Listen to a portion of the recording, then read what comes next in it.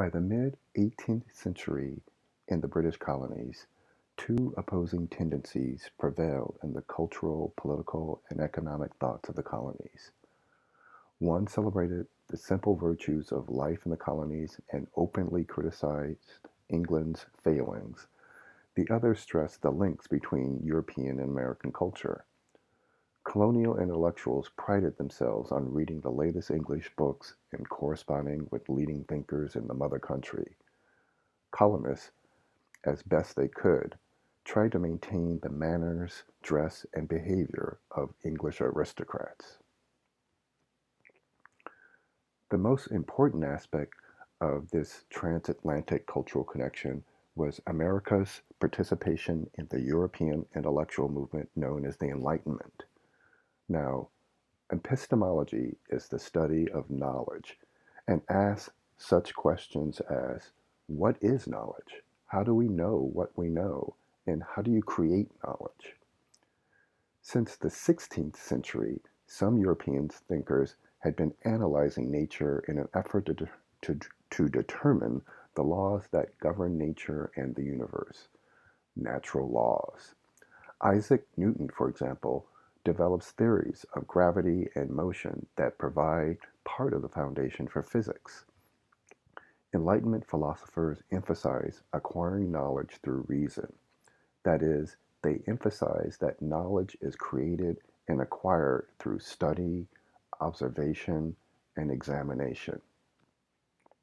Now, this idea of knowledge being created through study and examination is the beginning of a shift away from older notions that knowledge is created and acquired through intuition and revelation. That is, it is a shift away from the idea that knowledge is a gut feeling, for example, or something that is revealed to you by a minister or by God, for example. So as you can imagine, those who are engaged in these new ways of thinking about and creating knowledge were often thought to be going against the church or going against God. Colonial participants in the Enlightenment were intensely interested in their natural surroundings. The Western Hemisphere was the home to many plants and animals unknown in Europe.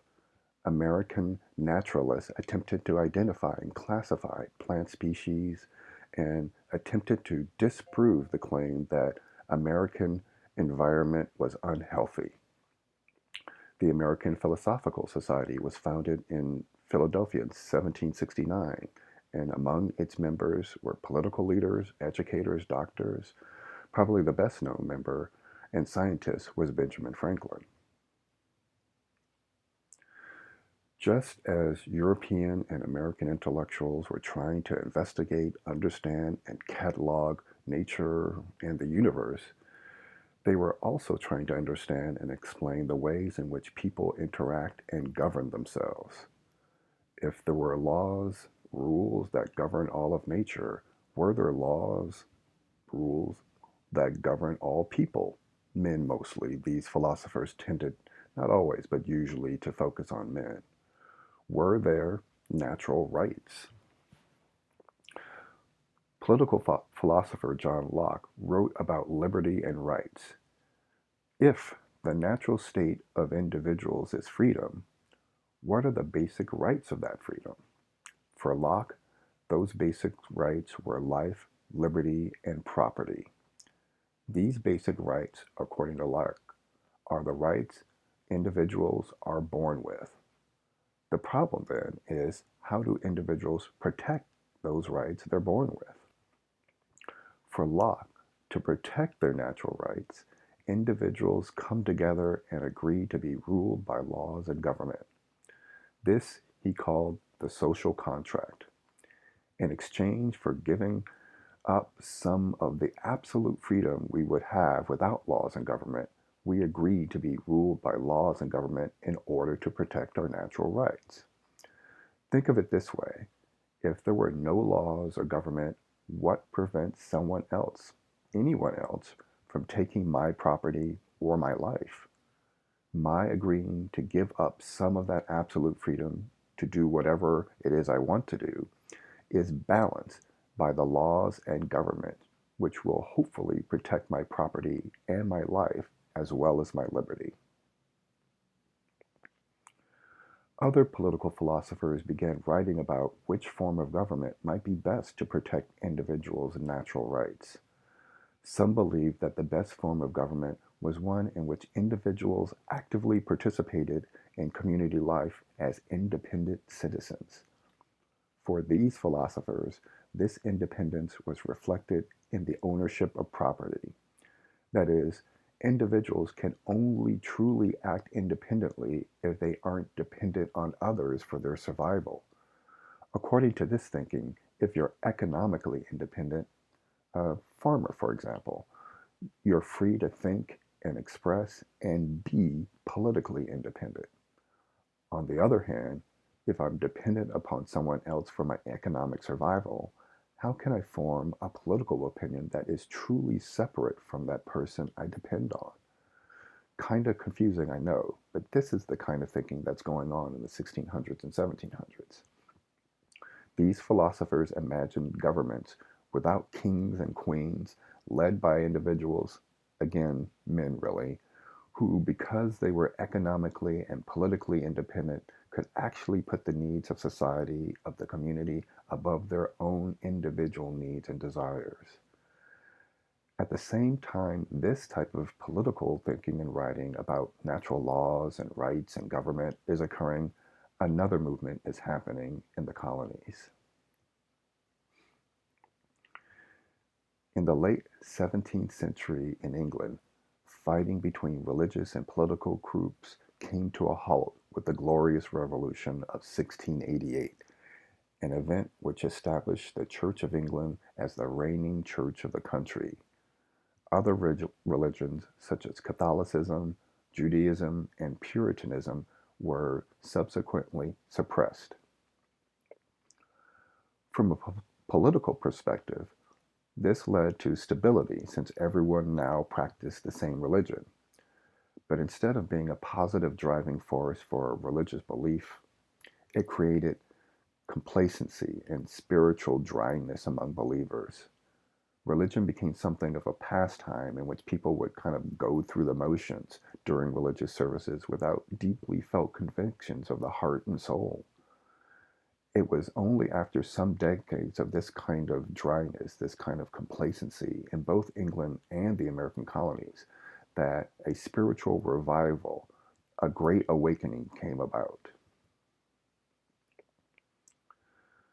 Some Christians began to distance themselves with the established approach to worship at the time, which had led to a general sense of complacency among believers, and instead they adopted an approach which was characterized by great passion and emotion and prayer. This new spiritual renewal began with people like the Wesley brothers and George Whitefield in England and crossed over to the American colonies during the first half of the 18th century. Unlike the somber, largely Puritan spirituality of the early 1700s, the revivalism ushered in by the awakening allowed people to express their emotions more openly in order to feel a greater intimacy with God. The leaders of the Great Awakening were not ministers from the established churches. Rather, they were traveling preachers who attracted large crowds, sometimes thousands. Their sermons were filled with fire and brimstone, warning of God's displeasure and calling on all to repent. Revivalism taught people that they could be bold when confronting religious authority, and that when churches weren't living up to the believers' expectations, the people could break off and form new ones. Splits in churches occurred. Old lights, believers in the old way of practicing religion, fought with new lights, believers in the new way of worshiping. New denominations rose. The Baptists, the Methodists, and Presbyterian denominations all are created during this period. Through the awakening, the colonists realized that religious power resided in their own hands rather than in the hands of the Church of England or any other religious authority. Just as important, members of these colonial societies who were often viewed as at the margins, the poor, slaves, women, began to see the value of their own voices in this more direct and personal spiritual experience. African and African American slaves, for example, saw similarities between these new open and emotional spiritual practices in the colonies and traditional African practices they attempted to retain. They adapted and adopted these new Christian practices to reflect their own experiences and cultures. In some important ways, these two central trends in American thought and culture, the rise of Enlightenment ideas of knowledge, rights, and government, and the new passionate spirituality ushered in by the Great Awakening, contradicted one another. One called for new ways of knowing and marked the beginning of a shift away from religion. The other was a call to return anew to religion. Both movements, however, gave members of colonial societies fresh ways of looking at themselves and their relationship to each other and to the authority figures, religious, political, social, and economic, that ruled their lives.